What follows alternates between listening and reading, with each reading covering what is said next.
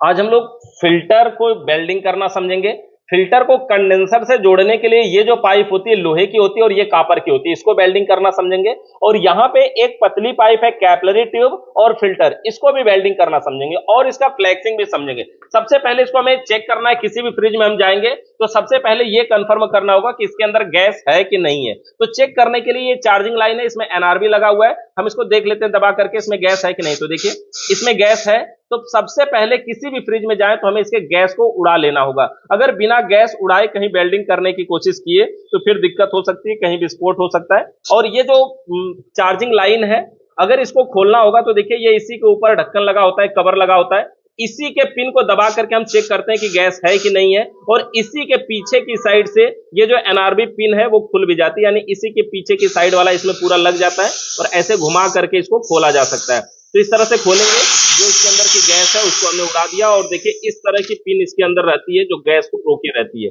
इस पिन को हमने बाहर निकाल लिया। अब इसके अंदर गैस नहीं है। अब हम क्या करें, यहां से वेल्डिंग करके अलग कर सकते हैं। किसी भी पाइप को अलग करने के लिए हमारे पास दो ऑप्शन होते हैं, या तो हम ट्यूब कटर से काट दें या फिर वेल्डिंग गन से गर्म करके अलग कर दें। तो फिलहाल हम गर्म करके अलग करने वाले हैं। तो इसको फिल्टर को कंडेंसर से खोलने के लिए हमें वेल्डिंग करना पड़ेगा। तो वेल्डिंग करने के लिए इस तरह का हमारे पास ब्यूटेन कैन होना चाहिए और ये वेल्डिंग गन होना चाहिए। वेल्डिंग गन को इसमें लगाने का तरीका ये होता है कि यहाँ पे पीछे एक प्लास्टिक होती है और ये जो प्लास्टिक है इस कैन में यहाँ पे एक जगह कटा होता है। तो इसी के सीध में इसको लगा करके थोड़ा सा ऐसे घुमा लेते हैं तो ये लग जाता है। अब हम माचिस जलाएंगे और इसको गर्म करेंगे, मतलब इसको आग लगाएंगे यहाँ से और यहाँ से थोड़ा सा ढीला करेंगे। देखिए ऐसे ये जो नोब है इससे हम गैस को कंट्रोल कर सकते हैं, कम तेज कर सकते हैं। तो इससे हम ऐसे चला के देख सकते हैं। अब यहाँ पे हमें इसको गर्म करना है। हम क्या कर रहे हैं, इसको ऐसे गर्म कर रहे हैं। गर्म करने के बाद जब ये गर्म हो जाएगा तो हम किसी प्लायर या किसी से पकड़ के इसको ऐसे बाहर की साइड में खींच लेंगे। ये यहाँ से बड़े ही आसानी से निकल जाएगा। यहाँ पर देख सकते हैं इसके अंदर से गैस को हमने पहले निकाल लिया और अब हम इसको गर्म कर रहे हैं। गर्म करके देखिए इसको फिल्टर को हम यहाँ से बाहर निकालेंगे। इस तरह से फिल्टर को इसमें से हम बाहर निकालेंगे। देखिए ऐसे ये फिल्टर को बाहर निकाल लिया। और ये फिल्टर को निकालने के बाद यहाँ पे देख सकते हैं कंडेंसर की पाइप बिल्कुल लाल है।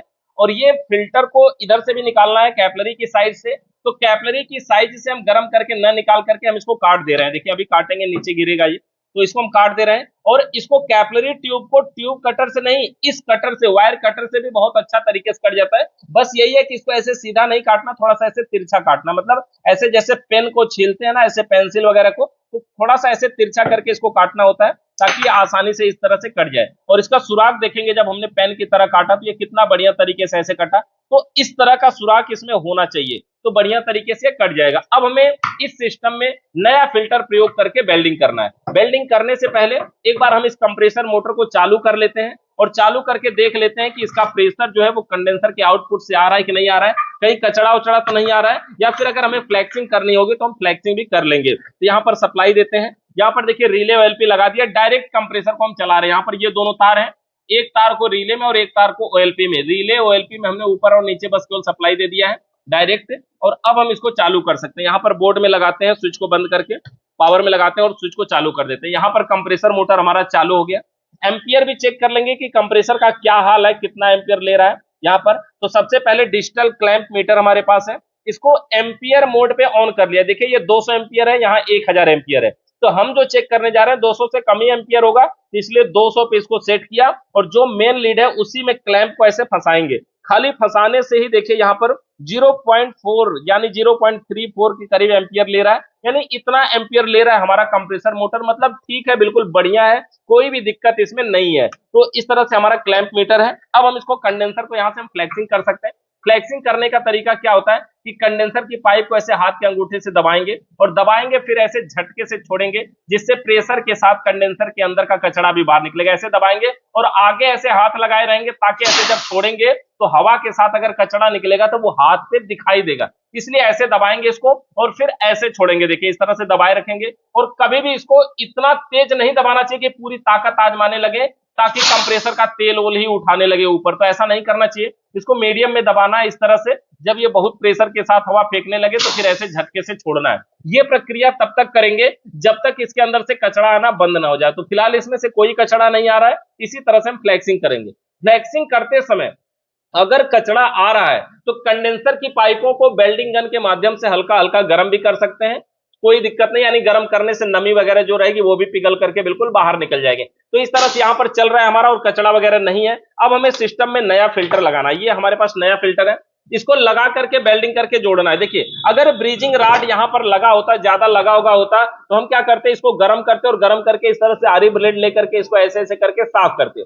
लेकिन यहाँ पर कोई दिक्कत नहीं, बिल्कुल ये क्लीन है, साफ है, पहले से ही कोई दिक्कत नहीं है। तो हम क्या कर रहे हैं, ये फिल्टर लगा रहे हैं। फिल्टर लगाने का तरीका है कि इस तरह से हम लगाएं और इसको देखिए, इसका मुंह बड़ा होने के कारण हम चाहे तो प्लायर से इसको थोड़ा दबा दें।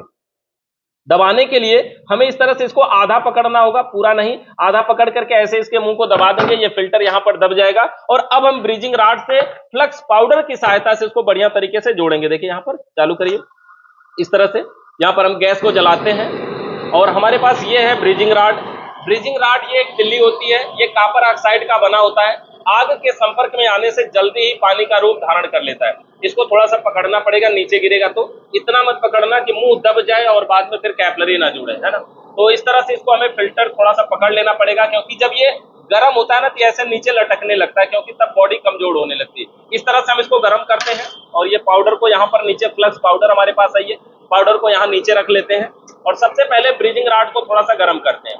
ब्रीजिंग रॉड को इस तरह से थोड़ा सा गर्म करते हैं और गर्म करने के बाद जब लगे ब्रीजिंग रॉड गर्म हो गया तो पाउडर में लगाते हैं और पाउडर में लगाने के बाद यहाँ लगा करके हम इसको आराम से बढ़िया तरीके से इसको वेल्डिंग करते हैं। इस तरह से देखिए वेल्डिंग करेंगे हम इस तरह से बिल्कुल, और ये देखेंगे कि कहीं ये लीकेज तो नहीं रह गया और थोड़ा सा ये बंद हो गया। माचिस जलाइए कोई, तो यहाँ पर देख लेते हैं पहले एक बार चला करके कि लीकेज है क्या, दिखाई दे रहा है अभी उधर से लीकेज है।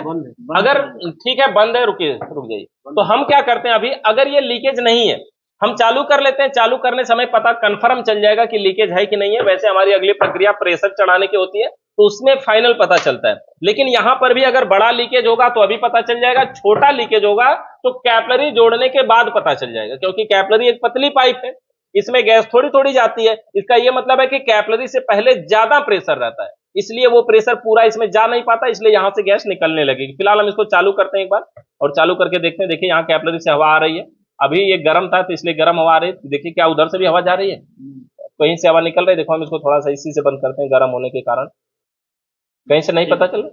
ठीक है यहाँ पे देखो ये गर्म है तो अभी यहाँ पर हमने इसको जोड़ दिया। अब आगे कैपलरी ट्यूब जोड़ना है।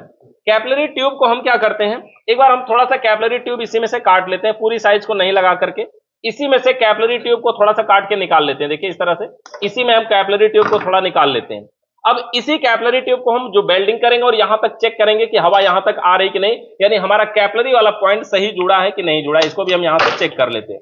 ये कैपलरी ट्यूब है, कैपलरी ट्यूब को अंदर इसमें लगाना है, फिल्टर में डालना है। तो कितना अंदर डालें, देखिए ये जो इसका मुंह है उभरा हुआ ना, लगभग यहीं तक जाए कैपलरी ट्यूब, ऐसा हमें इसमें डालना है इस तरह से। और कैपलरी ट्यूब इसको पकड़ लीजिए, उधर से ऐसे ही पकड़े रहेंगे।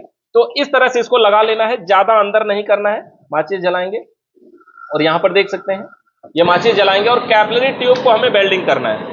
कैपलरी ट्यूब को वेल्डिंग करने के लिए बड़े ही आसान तरीके से ऐसे वेल्डिंग हो जाएगा, देखिए इस तरह से। और ब्रीजिंग रॉड को भी हम पहले से टच करवाए हुए हैं और जैसे ही जरा सा पिघलेगा हम क्या करेंगे, इसको बंद कर देंगे। देखिए बिल्कुल एक बूंद, और बहुत ही बढ़िया जबरदस्त तरीके से ये जुड़ा हुआ है, कोई भी इसमें दिक्कत नहीं है। मतलब बिल्कुल जितना कम से कम ब्रीजिंग रॉड के साथ जोड़ेंगे उतना अच्छी फिनिशिंग आएगी यहाँ पर। और फिनिशिंग के साथ जोड़ेंगे तो वेल्डिंग भी अच्छा होगा, नहीं तो ज्यादा से ज्यादा इसी पे इधर ब्रीजिंग रॉड मोटा वोटा कर देंगे और बाद में पता चला कहीं नीचे से लीक कर रहा है, कहीं उधर से लीक कर रहा है। तो जितना कम से कम ब्रीजिंग रॉड के साथ जुड़ेगा उतना अच्छी फिनिशिंग के साथ ये वेल्डिंग होगा।